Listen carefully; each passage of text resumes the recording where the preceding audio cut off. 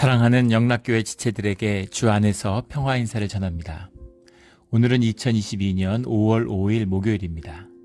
오늘의 묵상 본문은 여호수아 10장 16절로 43절까지의 말씀입니다. 오늘 본문 말씀 16절부터의 말씀은 이렇게 시작합니다. 그 다섯 왕들이 도망하여 막게다의 굴에 숨었더니 지금 가나안 남부에 남서부에 있는 다섯 왕군과 연합해서 가나안 남부를 하는 정복전쟁을 이제 치렀죠.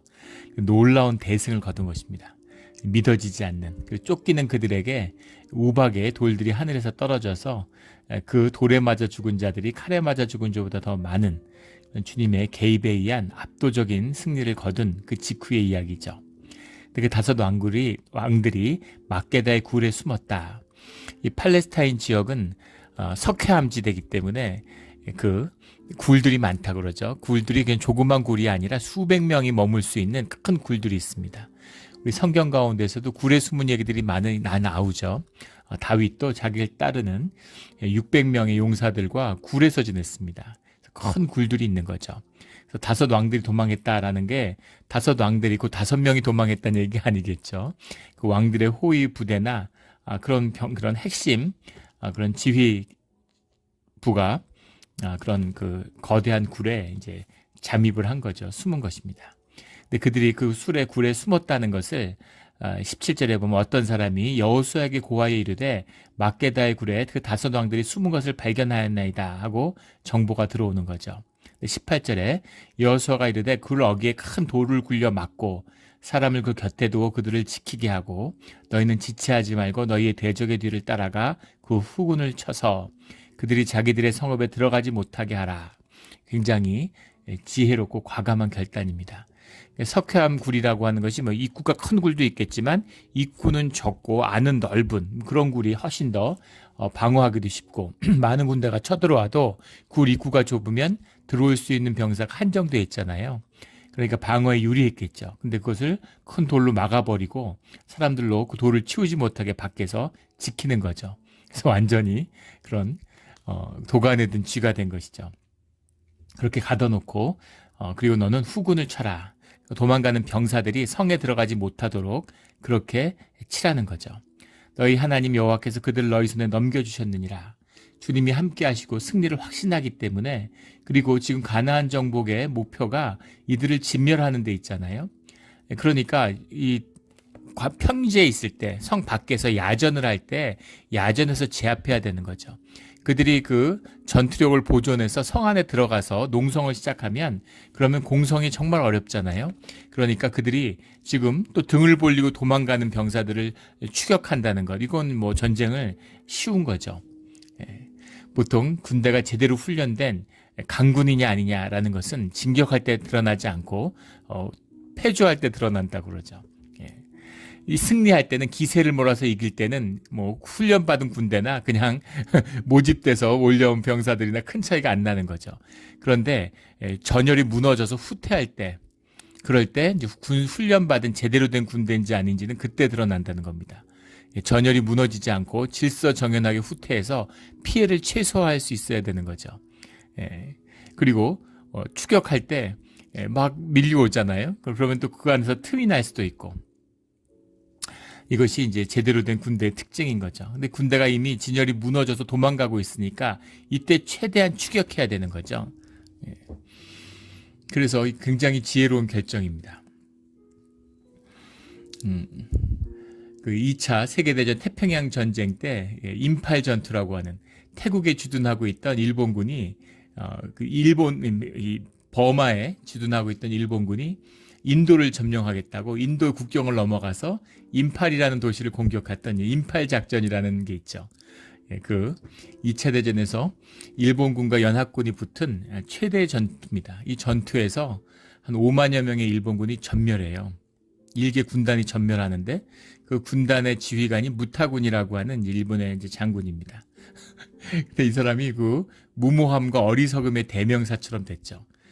이 상대방의 보급을 뺏어서 취하겠다 이러고 길도 없는 정글에 군대를 전개했어요. 20일치에 식량만 가지고 갔는데 전쟁이 6개월까지 늘어지면서 전부 다 정글에서 다 굶어 죽었습니다. 그래서 또 아이러니하게도 전쟁이 끝난 다음에 많은 일본군 장군들이 그 전범으로 이제 기소가 돼서 처벌받았어요. 포로들을 학대하고 포로들을 죽이고 이런 것 때문에. 근데 무타군이는 아무 처벌도 받지 않았습니다. 그래서 뭐 독립유공자다. 삼국에 광복해서 무슨 그 치하하는 무슨 상장이라도 줘야 되는 거 아니냐. 뭐 이런 그 농이 있을 만큼 이제 그런 일본의 굴욕적인 그런 장군이죠. 그래서 이제 일본의 근데 장점은 뭐냐면은 일본 사람들의 장점은 그 기록을 그 뒤로 반세기가 넘도록 치밀하게 하나하나 그 전쟁의 모든 순간들을 다 복기하고 다 기록하고 왜 졌는지를 연구한다는 거예요. 그게 일본의 이제 큰 장점이죠. 한국도 6.25에 많은 실패한 전투들이 있습니다. 현리 전투 같은 거 치욕적인 패배였죠. 그리고 초기의 전투가 왜 그렇게 무너졌는지 이런 것들을 별로 연구하지 않아요. 자꾸 잊으려고 하죠. 그런데 그걸 철저히 연구해야 되는 거죠. 병사 하나하나가 뭘 했는지 일일이 다 인터뷰를 하면서 그걸 다 복기해내는 그런 기록들이 자세히 남아있어요. 그런데 일본 쪽에서도 무타군이를 그렇게 비난하지 않았던 이유는 사실은 반세기가 지나서 서구의 전사가들도 마찬가지고 그 인팔 전투의 작전 계획이 천재적이고 뛰어났다는 겁니다.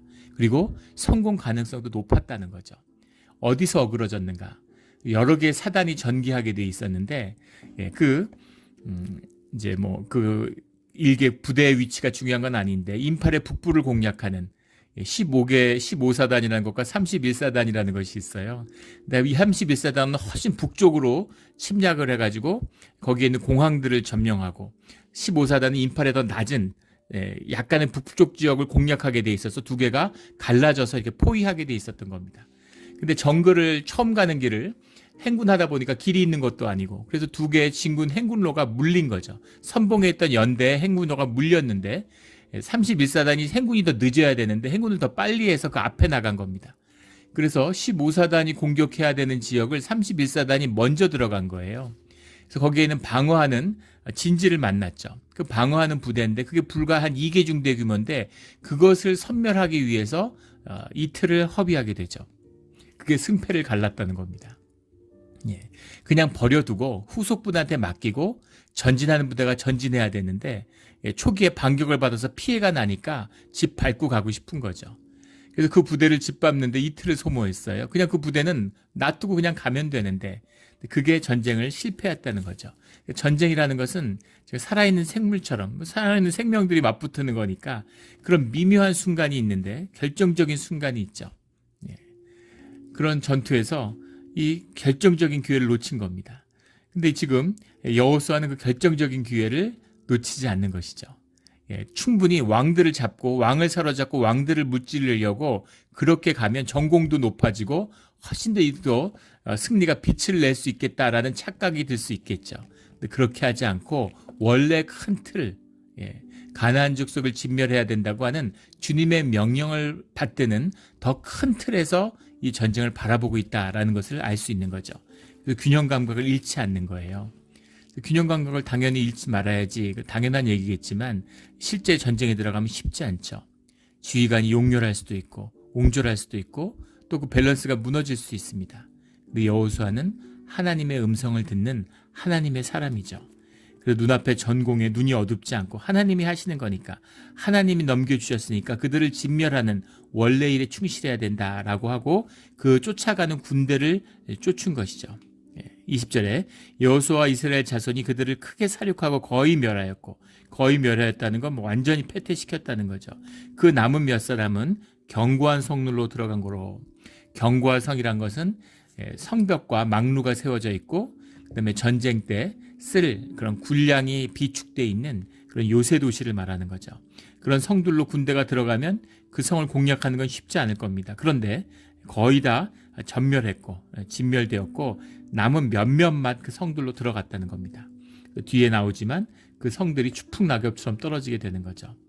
21절에 모든 백성이 평안히 막게다 진영으로 돌아와 여호수아에게 이르렀더니 모든 백성이 평안히 돌아왔다라는 걸 이제 역사적인 해석에서는 죽은 사람이 없었다 이렇게 해석합니다. 죽은 사람이 모든 백성이 정말 모든 백성일까?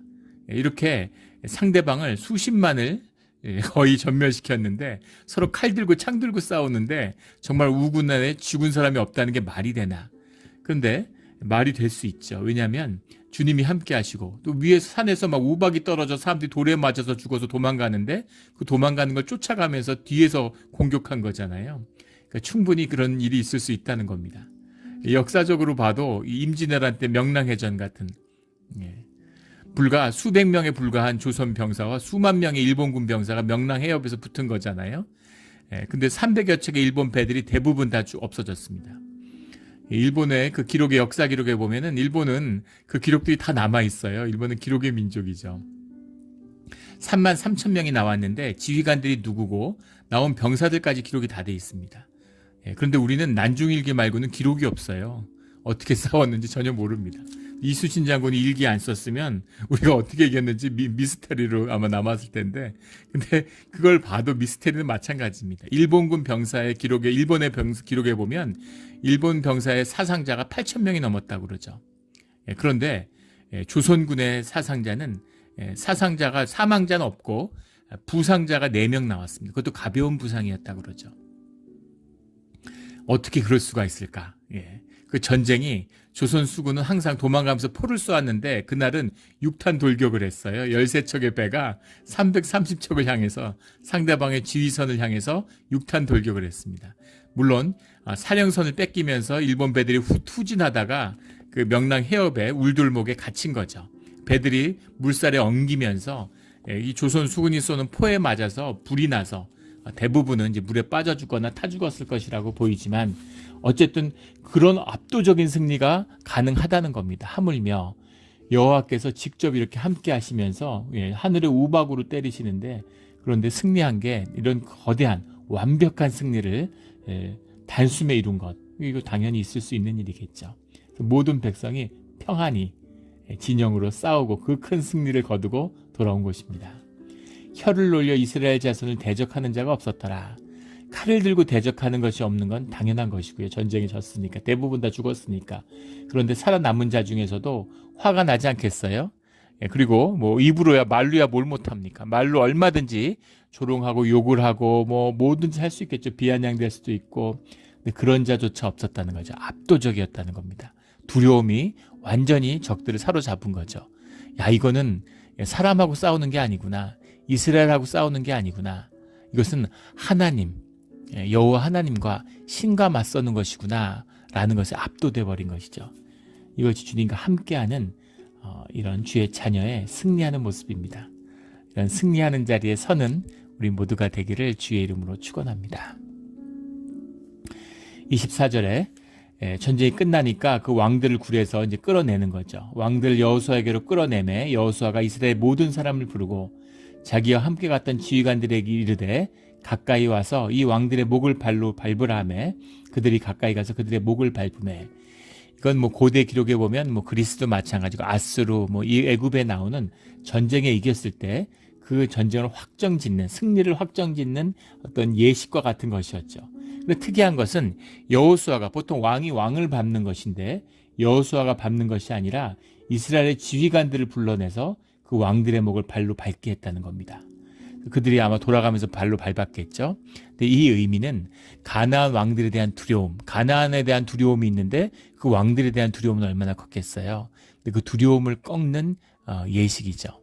이 의식이라는 것이 굉장히 중요한 것입니다. 그래서 정신적으로 이 의식적으로 이것을 이제 극복하게 되는 거죠. 가나안을. 그래서 앞으로 가나안 북쪽 지역에 전쟁을 해야 되고 가나안 민족과의 계속된 전쟁을 해야 되잖아요. 그들의 왕들을 밟음으로 해서 그 승리를 쟁취하는 그 의식을 거두는 것입니다. 그래서 그들을 그다음에 사형에 처하고 나무에 매달린 채, 이건 뭐 굉장한 모욕이고 사실 그러니까는 전쟁에 있어서 상대방에 대한 가장 극악한 처벌이죠. 그러나 27절에 해질 때 여호수아가 명령하며 그들의 시체를 나무에서 내려. 이 말씀은 신명기 21장에 나오는 정결례를 행했다라는 겁니다. 여기서 볼 수 있는 건 주님의 명령을 따르는 순종의 모습이었다라는 것이죠. 무슨 막 살기가 돋아서 완전히 피를 보고 완전히 이렇게 살기 등등해서 어떤 그 막 저기로 그렇게 잔인한 짓을 행한 것이 아니라는 것입니다. 그래서 주님의 명령에 따라 행하는 과정 가운데서도 율법과 규례를 지키는 일들을 순종했다라는 거예요. 28절에 보면 한 사람도 남기지 아니하였으니 막게다 왕에게 행한 것이 여리고 왕에게 행한 것과 같더라. 그 다음부터 림나, 라기스, 에글론, 헤브론, 드빌에 대한 정복이 계속 완료되었다는 본문의 말씀이 나오죠. 29절에 여호수아가 온 이스라엘과 더불어 막게다에서 림나로 나아가서 림나와 싸움에 여호와께서 그 성읍과 그 왕을 이스라엘 손에 붙이신지라 칼날로 그 성읍에 그 모든 사람을 쳐서 멸하여 한 사람도 남기지 아니하였으니 그 왕에게 행한 것이 여리고 왕에게 행한 것과 같았더라. 그 말씀에 계속 반복돼요. 림나가 라기스로 바뀌고 또 라기스가 에글론으로 바뀌고 에글론이 헤브론으로 바뀌고 헤브론이 드빌로 바뀌는 그 문장이 계속 39절까지 반복되고 있습니다. 림나라는 건 리브나흐라고 하는 리브나흐라는 말이 영어로 white, 흰색이란 뜻이에요. 그 림나라는 도시가 지금도 남아있다고 그러죠. 가면 그 거대한 회벽, 석회벽이 담긴 산 회벽에 가보지 못했지만 아마 장관일 거예요. 회색 이게 있으면 굉장히 이제 하얀색 담장처럼 이렇게 펼쳐져 있는 그래서 아주 압도적이었겠죠. 그런 이제 지명이 있기 때문에 이름이 림나라고 돼 있었을 거라는 겁니다. 근데 우리가 여기서 한 가지 봐야 할 것은 무엇이냐면 림나라는 것, 왜 이렇게 한 명도 남기지 못하고 진멸해야 했을까? 이것이 이제 죄라고 본다면 우상의 숭배와 섞이지 말라고 하는 주님의 명령이라고 생각한다면 이것을 철저히 끊어야 된다는 얘기죠. 그런데 림나를 이렇게 철저히 점령한 것 같지만 우리 역대왕 하나 그런데 보면 림나에서 반란이 일어나는 이야기가 나옵니다. 림나가 완전히 정복되지 않았다는 얘기겠죠. 물론 이때 정복하고 후에 변절될 수도 있습니다. 문제는 뭐냐면 이방인을 죽였는데도 불구하고 가나안에 사람을 죽이는 게 목적이 아니죠. 이방의 숭배를 끊는 게 목적입니다. 거기에 묶여있는 그 사람들을 끊어내는 게 목적이에요. 그런데 가나안의 우상 숭배를 결국은 이스라엘이 끊어내지 못했다는 게 문제인 거죠. 우상 숭배를 끊지 못했기 때문에 땅을 차지하라고 했는데 땅을 차지하지 못하고 땅을 갖고 분쟁이 끊이지 않고 갈등이 일어나고 분열하고 다투고 결국은 망하게 되는 것이죠. 그래서 주님과 온전히 하나를 이룬다는 것이 얼마나 소중하고 중요한 것인가 라는 것을 말씀하고 있는 것입니다. 그게 라기스, 그다음에 에글론, 31절의 라기스와 34절의 에글론, 36절의 헤브론은 이제 그 가나안의 5왕 중에 세 수도죠. 근데 여기 보면 나야르봇하고 예루살렘이 빠졌어요. 5왕국은 5 왕도를 다 점령했어야 될 것 같은데 나야르봇은 15장에 가서 이제 정복되는 이야기가 나옵니다. 그리고 예루살렘은 다윗 때에 이르러서 사무엘 하에 5장에 가야 예루살렘이 정복되는 이야기가 나오는 거죠. 그래서 이 땅을 점령한다는 것이 결코 쉬운 일이 아닌, 주님이 도와주셔도 이 일을 감당하는 게 쉽지 않은 겁니다. 하물며 주님이 안 도와주시면 꿈도 못 꿀 일이죠. 그런 일들을 노예를 데려다가 주인으로 세우는 게 얼마나 어려운 일이겠어요. 그런 일들을 이제 이뤄내는 것이죠. 정신적으로 이제 이겨내는 것입니다. 지금 뭐 한국이 이제 금년에 명목상 GDP가 일본을 뛰어넘는다고 그러죠. 소득 수준, 소비 수준과 그 다음에 이제 근로자 수입, 소득 그 기준으로 하면 이미 5년 전, 6년 전에 일본을 이제 뛰어넘었다고 해요. 저는 이제 90년대 일본에 유학을 했는데 그때 한국과 일본의 격차는 어마어마했습니다. 제가 살아서 일본을 한국이 역전시킨다는 건 꿈도 못 꾸고 오히려 격차가 더 벌어지지 않을까 이런 생각이 들었어요. 한국이 IMF 겪고 이러면서 주저앉으면서 그런데 이렇게 일본을 따라 넘겼다는 게 믿어지지 않는 놀라운 일이죠. 거기다 한국은 신생 독립국이잖아요. 2차 대전 전에 2차 대전 때 독립 이후에 독립한 나라 중에서 선진국이 된 나라가 하나도 없다는 겁니다. 2차 대전 이전에 자동차를 생산하지 못했던 나라 중에서 2차 대전 이후에 자동차를 생산하는 나라도 한국 말고는 없다는 거예요. 예. 한국이 참 그렇게 보면 놀라운 민족이고 놀라운 그 이적이죠. 한민족이 우수해서 그러냐? 한민족이 우수해서 그렇다면 북한은 왜 저렇겠습니까? 세계 최빈국이에요. 예. 어떻게 저럴 수가 있을까 싶을 정도로 퇴락했습니다. 해방 직후에는 북한이 남한보다 훨씬 잘 살았다고 그러죠. 공업화 같은 게 북쪽을 중심으로 이루어졌으니까 자원도 많고, 그래서 북한이 막 전기 끊고 이래서 해방 이후에 남쪽에서 어려움을 겪고 이제 그런 이야기들이 이제 역사에 남아 있잖아요. 그런데 왜 우리가 한국이 대한민국이 성공을 거두었는가라는 것이죠. 한국이 성공을 거두니까 자기 경험을 절대화하고 경험을 긍정하려는 게 나타나는 거예요. 일본도 마찬가지죠. 일본은 뭐 특별히 큰 어려움이 없었던 것 같은데 왜 이렇게 주저앉았을까? 30년 전, 40년 전에 80년대에 일본의 1인당 국민소득이 미국의 2배였습니다. 근데 지금 미국의 절반이에요. 오히려 그때보다 더 낮아졌어요. 일본. 잃어버린 30년이라 그러잖아요. 30년이 지나서 미국이 4배가 되는 동안에 일본은 그대로 그 자리에 있었던 것이죠. 근데 일본은 왜 이렇게 됐을까? 일본의 그 7, 80년대에 거둔 눈부신 성공, 근데 그 경험 안에 갇혔다는 거죠. 예, 자기 혁신의 계기가 없다. 뭐 이런 얘기들 많이, 꿈을 잃어버렸다. 뭐 이런 이야기들도 하죠. 예, 일본의 그런 그 중산층의 꿈, 50년대, 60년대 가난을 벗어나고 자기 집을 갖고 자기 차를 갖고 아이들 공부시키고 이런 꿈들을 위해서 아낌없이 자기 인생을 희생하는 세대가 있었다는 거예요. 그런데 이제는 그런 걸 다 이루었는데 더 이상 희생을 통해서 이뤄내야 할 꿈을 잃어버린 그런 나라가 됐다는 거죠. 사실은 대한민국도 마찬가지입니다. 열심히 달려왔는데 대한민국이 가야 할, 한민족이 가야 할 곳이 어디냐라는 그 질문, 근본적인 질문을 지금 회피하고 있는 것이죠. 경험을 한국도 작은 성공들을 거뒀잖아요. 그러니까 경험을 절대화해서 예전에는 또 그런 얘기들 많이 했어요. 군사 독재를 해서 한국이 발전했다고. 군사 독재에서 경제와 성장에 성공한 나라는 한국밖에 없습니다. 군사 독재하는 나라는 다 망해요. 지리멸렬합니다. 또 한 반대는 우리가 민주화에 성공했기 때문에 그래서 이렇게 성장을 이뤄냈다. 이렇게 얘기한 사람들이 있어요. 필리핀 보십시오. 태국 이런 나라들 보세요. 인도 보세요. 민주주의 제도가 정착되고 쿠데타 한번 일어나지 않아도 뭐 그 나라들 엉망진창이잖아요.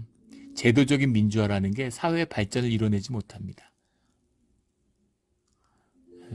또 경제적으로 잘 살게 됐다는 것 그 자체만으로 뭐 대단한 게 아니죠. 그것을 주목해 보는 이유는 그게 결코 잘 살고 싶다고 하는 탐욕으로 되는 게 아니기 때문입니다. 탐욕으로 되면 다 잘 살지 못 사는 사람이 어디 있겠어요.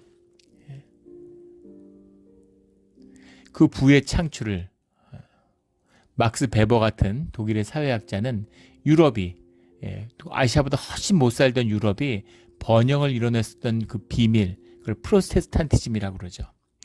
내세의 꿈 목표를 가지고 그 내세에 대한 꿈이 현세에 대해서 도덕적인 긴장을 이루어내는, 그래서 막 이 놀부라고 그러죠. 이 돈을 막 낭비하고 막 이런 짓을 하지 않고 그 돈을 귀하게 쓸 줄 아는, 지금 홍콩, 중국 이런 데 보세요. 막 온갖 변기에 금칠하고 케이크에다 금가루 뿌려 먹고 그런 짓을 하는 나라는 번영할 수 없다는 거죠. 새로운 다른 차원의 세계를 이루어갈 수 있는, 그 자본의 축적을 이루어낼 수 있는 그런 깊은 사회적인 동기를 이루어야 된다는 겁니다. 그것보다 더 중요한 것은 그런 꿈을 가진 사람들과 함께하는, 주님의 뜻을 구하고자 하는 사람과 함께하는 주님의 은혜와 자비가 함께했다는 거죠. 이것이 한국의 번영을 이루어낸 그런 믿음과 신앙의 꿈이에요. 부흥의 세대가 이뤄낸 꿈입니다. 은혜예요. 그 은혜의 세대가 지금 끝이 나고 있죠. 지나가고 있습니다.